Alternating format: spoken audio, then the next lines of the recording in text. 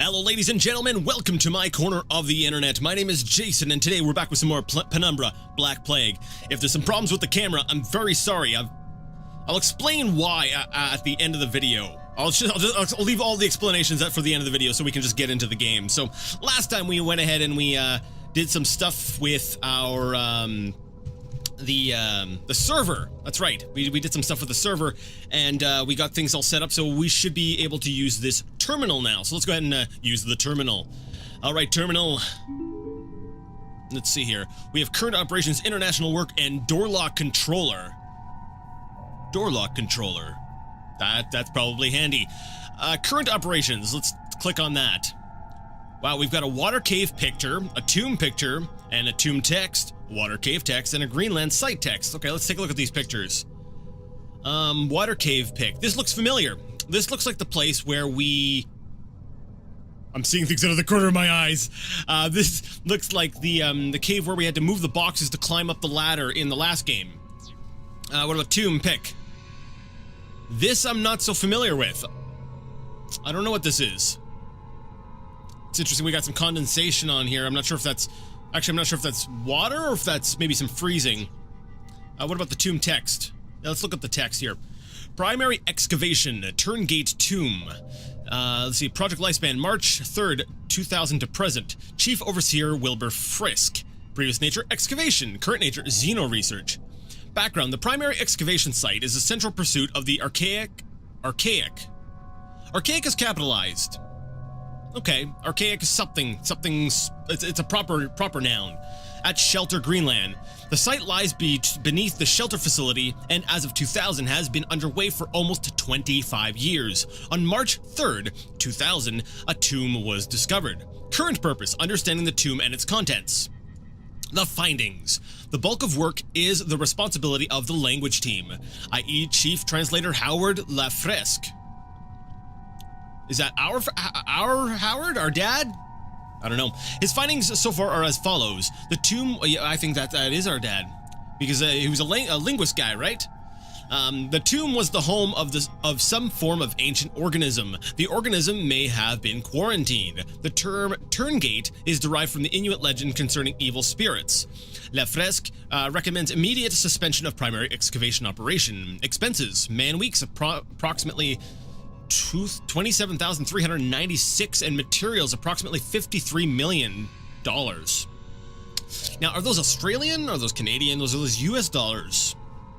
I don't know. These are the important questions.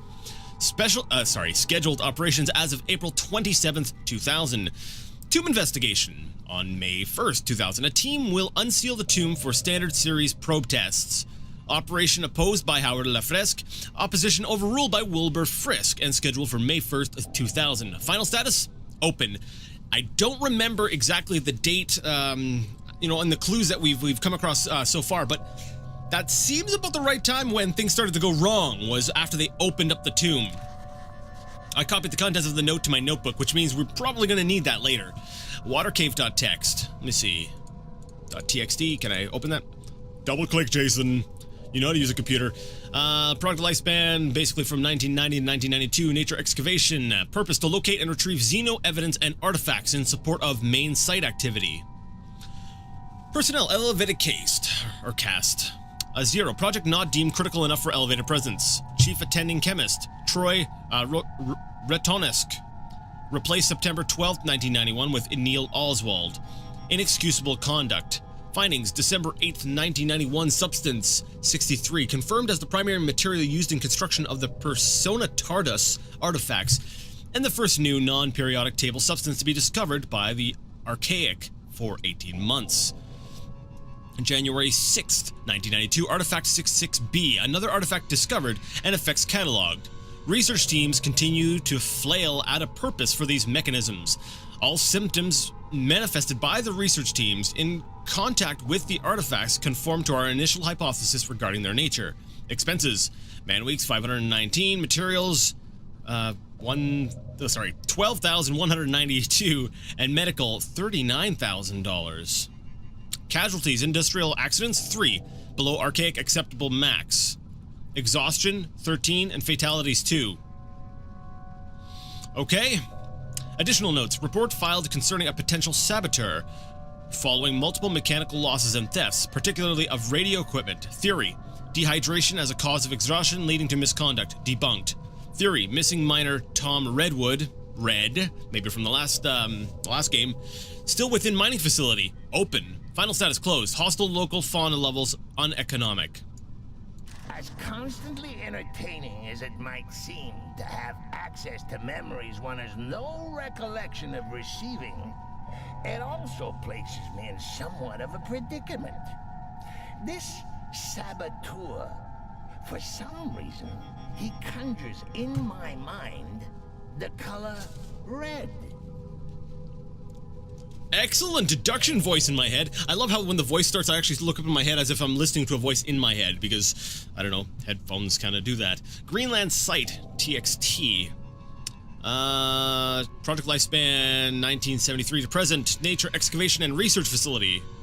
Let's see, background. In January of 1973, the archaic central cast becomes aware of a large-scale industrial accident at a remote mining complex in northwest Greenland.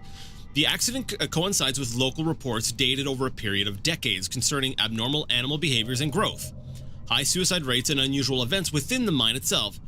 These reports centralize over the precise location of the mine collapse, itself reportedly caused by a crazed miner. Xeno activity is suspected and a full investigation sanctioned.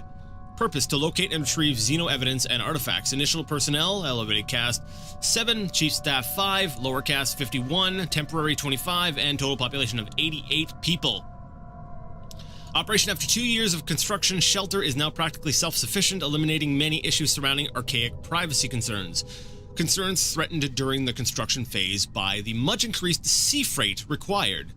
Shelter operates with a skeleton crew of research staff, supported by a small crew of maintenance and general care personnel. An elevated cast presence of reasonable magnitude is warranted by the potential value of any discoveries. Unskilled labor and resource management is outsourced to discreet local villagers. Plans to adapt more than a fraction of the old mining complex to archaic needs to have been abandoned, and work is now commencing on the excavation site immediately below the facility and within half a mile of the 1973 explosion site. Security level, highest priority. According to standard procedure, all documentation concerning the facility was destroyed upon construction. All those that know of the facility's existence either work within the facility or of no great concern. The facility can sustain itself with only minor reliance on local settlements. The facility, for all intents and purposes, does not exist.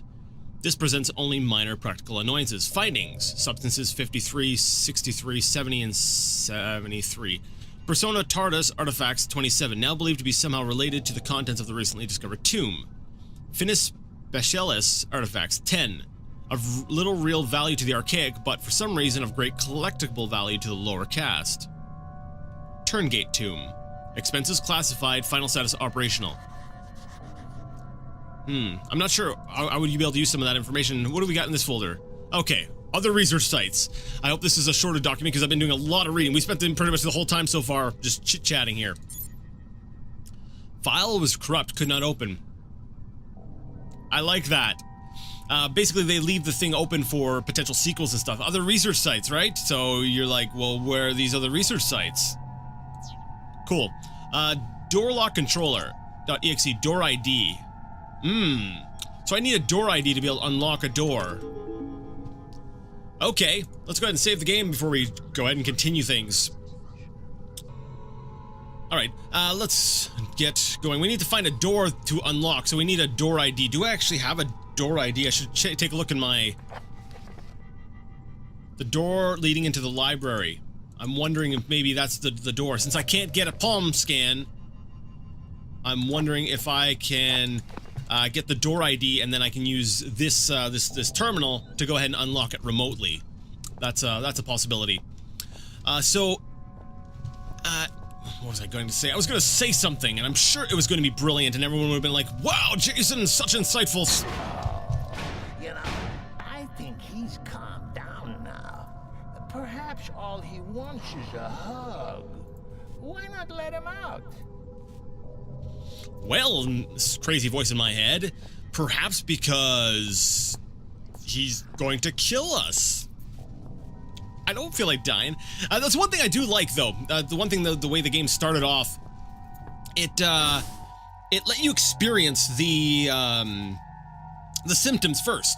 You know, I think the first episode I labeled as deja vu, because I'm like, man, I had this sense of deja vu because I walked past the alien in the one room there. It was laying on a table, and then I learned that that's one of the symptoms, and then we had the hallucination, and then it lets you hear all this, and then you start to, actually, I think it might have even given us the clues beforehand, but you don't really understand what they're talking about until you've experienced it. I don't know, I liked the way that was done. Anyways, we've gone to the infirmary. Why not, wait, did we go? No, we went to Computer Central. No. Yes, that was Computer Central. We never went down this way, did we? Are the doors locked?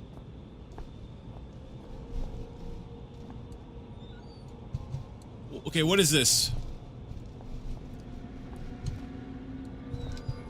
Okay, let's close the door, just in case something's coming behind us. What have we got here?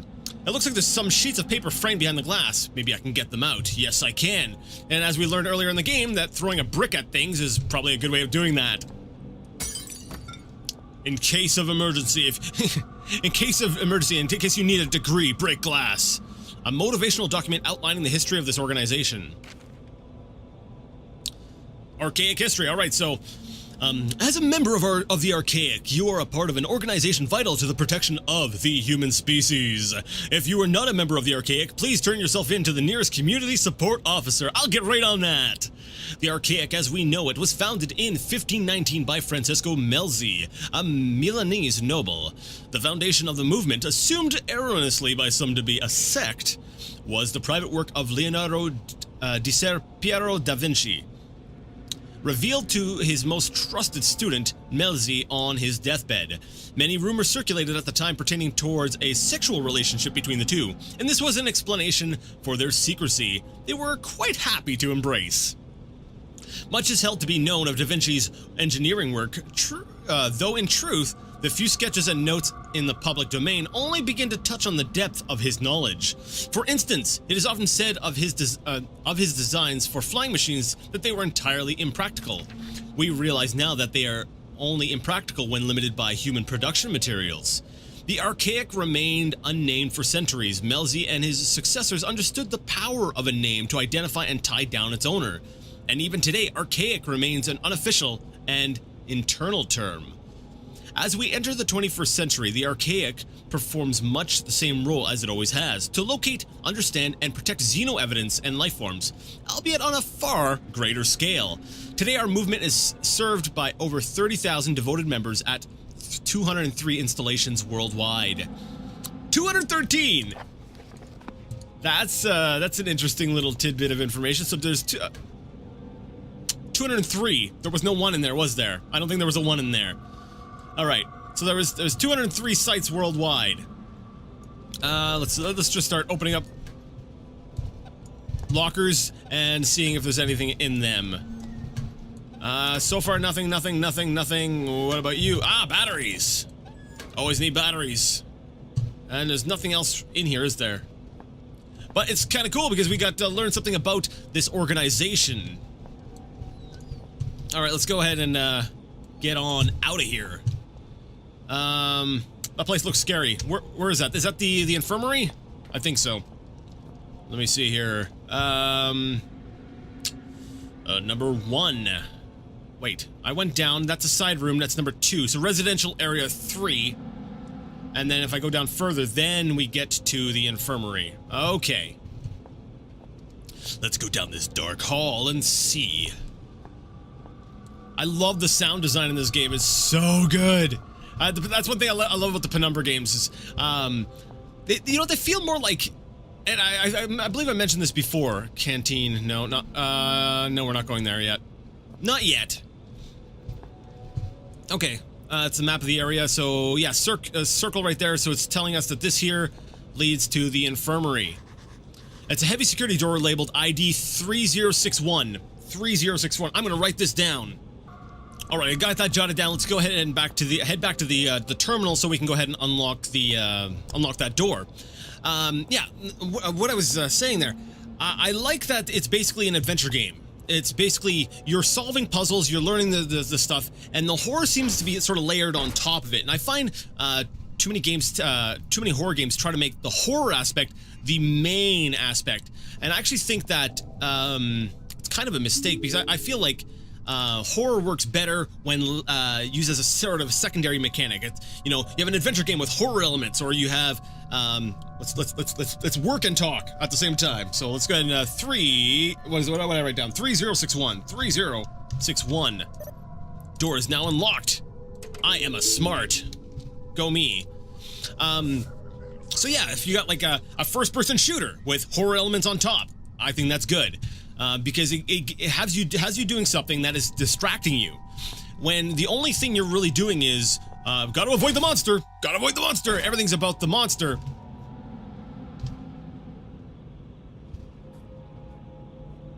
I got a bad feeling. I don't know, it flashed orange and I'm like, I don't like this.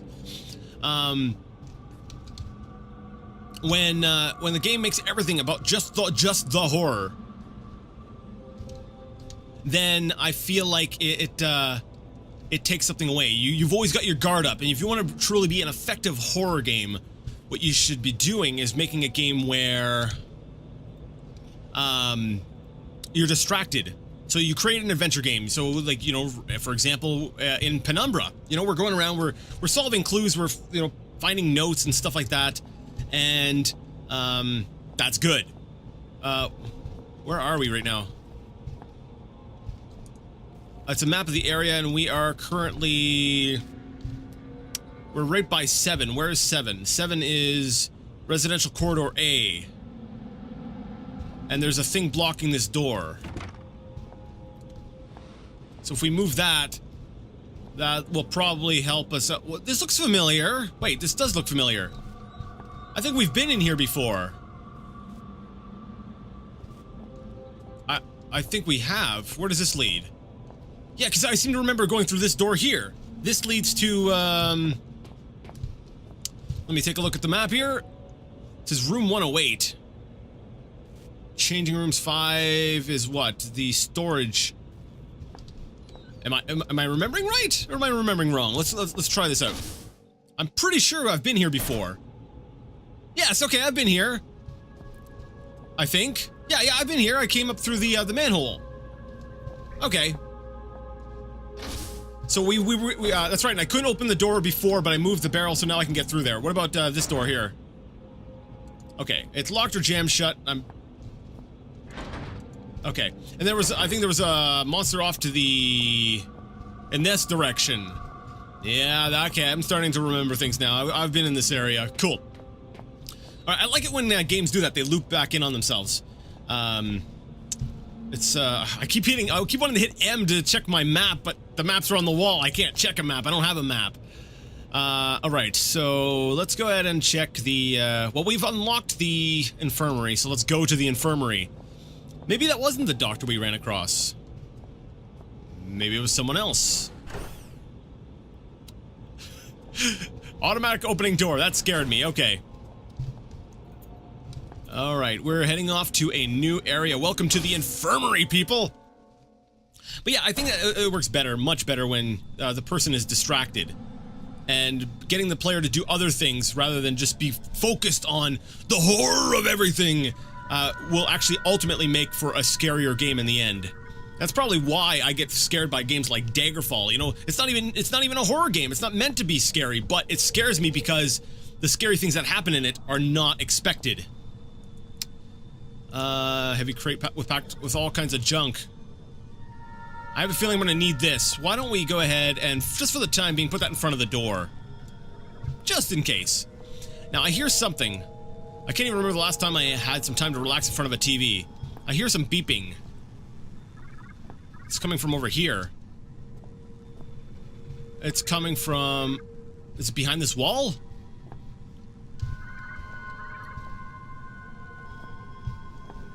Okay, I'm not too sure.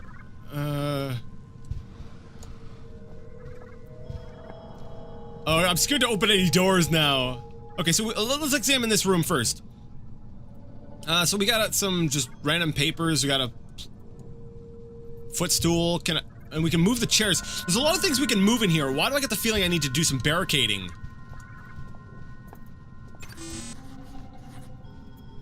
I've jotted down a note just in case. This door is securely locked. Okay. What have we got here? Some kind of medical scanning device.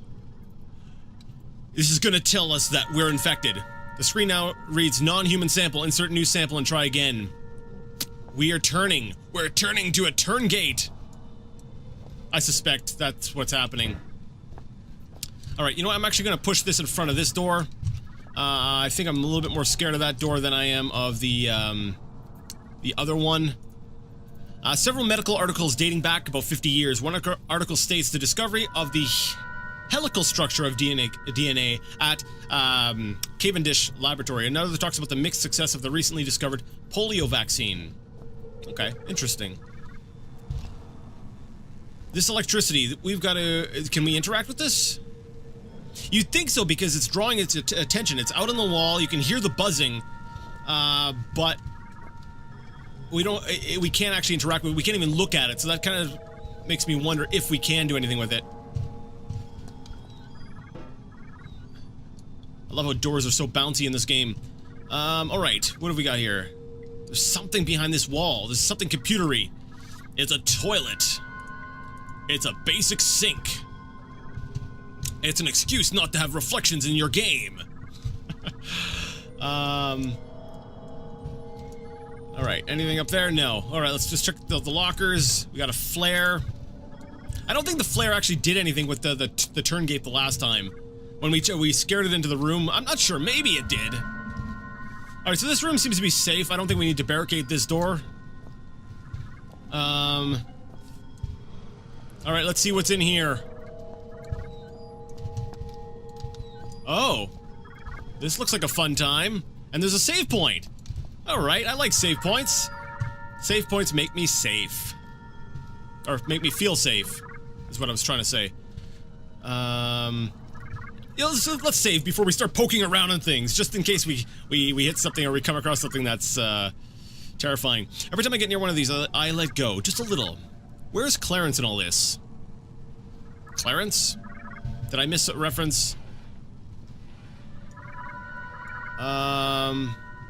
Is that what we're calling the voice in our head? And we have a book. An instructions booklet of operating the cryo chamber. Well, this sounds like fun. Incoming video chat. We'll grab the book in a second. I've just been reading so much. Incoming video chat. Christ, you look worse than the last time I saw you. Though maybe you're just at a higher resolution.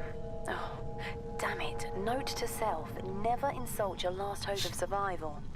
I just wanted to give you a word of advice. Those creepy artifacts, we don't know how they work. Or even what they do, I suppose. I saw someone get too close to one once. You probably don't want to know. I'm sure you'll be fine. Probably. I hope. By the way, if you happen to find yourself in my neck of the woods, I'm kind of trapped. It's no big deal, really. Just throwing it out there. Oh no, that's hardly true. They're really completely harmless. Go on, it's just like wrapping yourself up in a warm blanket. Before I read anything here... This here! The strange artifact. I'm not sure what this is, some kind of weird statue. It almost looks like a collector's item. This thing here is what's turning us, I think. Excuse me.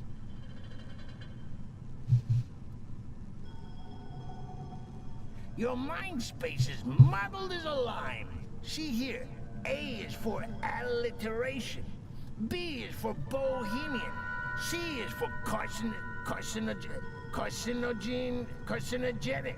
So many long words taking up space in my new home. Here, let me do a little spring cleaning. There. You didn't need the periodic table, did you? He's clearing out parts of my brain. So, our guy knew the periodic table, and now he no longer knows it. Maybe this is what happens. He starts taking out memory and stuff until we just turn. Yeah, okay. Cryostasis usage policy. The cryostasis facility is a state-of-the-art installation allowing for cryogenic freezing of severely injured personnel who may be resuscitated at a later date. During freezing, users may or may not experience mild hallucination, to be confirmed when first user is successfully revived from stasis. Okay, fair usage policy. The following scenarios are considered acceptable cause for use of the cryostasis facility. Any overseer or elevated cast member is critically ill or injured. Any lower cast member of the archaic holding vital information is critically ill or injured. Any patients infected with a non-Terra virus or bacteria, provided they have first been deemed non-contagious. Any injured personnel with the following incurable ailments should enter stasis for later medical research. Cardiomyopathy, glaucoma, polio, diabetes, or halitosis. Any elevated cast member deemed clinically dead should enter stasis for ceremonial purposes. Maintenance period for deceased users to be increased, pending a research benefit at Greenland site, making revival a potential solution. Access is strictly forbidden to all non-medical personnel. At this time, the Archaic is unable to staff the facility 24 hours. As a result, heart rate sensitive wristbands have been issued to high priority, high risk personnel. Keep these wristbands with you at all times. They allow automated access to the facility in the event that the wearer's heart rate indicates high probability of approaching death. Postscript. Lower caste personnel are entitled to an opt-in, opt-out scheme, whereby they may choose to sign a consent form where, in the event of critical injury, they will be entitled to at least partial cryostasis. What do they mean by partial cryostasis? Where we will freeze your legs. Your legs will live without you. I don't know. I don't understand how you'd have partial cryostasis. Well, why would you would want that? All right, let's go ahead and... It's locked. Looks like there are some interesting things in there. Yeah, like painkillers and stuff. What if I were to break it down? Do I have anything to break it down with? I can smash it with the statue. It won't let me smash it with the statue. Why not? Can I saw it my way in? Nope. All right, what about the bucket? Mr. Bucket. Thank you, Mr. Bucket. You've been a great help. All right, let's grab some painkillers. And what have we got here? A bottle of Viscase Somnus. I don't know what that is. Okay, is there anything else in there? I don't think so. I think we've got whatever we need out of this cabinet. Okay, cool. So let's go ahead and save the game again. And there was something else we needed to check on the computer. That's right. It's probably going to be a clue as to how to get through that, that locked door. Patient report number 1. File was corrupt. Could not open. Okay, chemical tests. Let's see. Subject primate. So a chimpanzee. Chemical. Temazepam. You know what I'm trying to say. You can read it yourself. Result as expected. The subject displays symptoms of relaxation and lethargy. Chemical. Lysergic acid. Diethylamide. Whatever. Result much akin to previous work with felines. The chimpanzee shows no ability to cope with the chemical stimulant. Viscase Somnus. This is the important one. This is the one we found in the cabinet behind us. Following injection, the subject's heart rate slows to such a rate that for all intents and purposes it appears dead. In truth, heart rate has dropped to incredibly a safe level and the subject recovers soon after. We need to get into the cryo thing. We need to get a wristband, and then we need to inject ourselves with this with the needle we have, and that'll get us into cryo, or maybe someone else into cryo. I don't know. We'll see.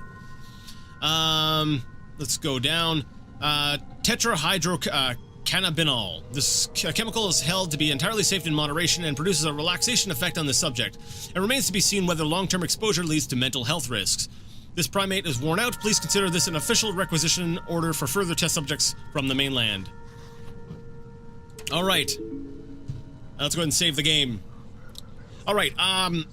Because I'm not sure how things are going to turn out, we're going to go ahead and end things right now. So if you're done, if we're not going any further, so you can feel free to go find another video. But first, I'm going to go ahead and explain. I don't know. It might still be green-ish. So, basically, I got myself a new computer. As you can probably tell, we're actually sitting at a true 1080p with anti-aliasing even. So video quality's gotten a lot better. Frame rate's probably a lot more stable and all that. That's great. But since I've now got a tower and I don't actually have a webcam, I used to use the webcam on my laptop. I'm recording my camera footage separately, and it's creating kind of a mix-up. It's a little bit tougher to do the editing this way. So I'm going to try to be able to, in post, change out the thing, because I don't actually have a very good neon green sort of background, so sometimes things don't look right. So it might be transparent behind me, it might not be. We will see when I'm done editing the video. So that's why things are the way they are. We have better, we'll say, game video quality, but for the camera-wise, until I can afford an external webcam or something, we'll have to make do. But anyways, enough of that. If you like the video, you like the content, and you would like to see more of it, go ahead and give the video a thumbs up. If you didn't like it, leave it a thumbs down. Either way, let me know what you thought in the comment section. And until next time, I would like to ask you all to game on.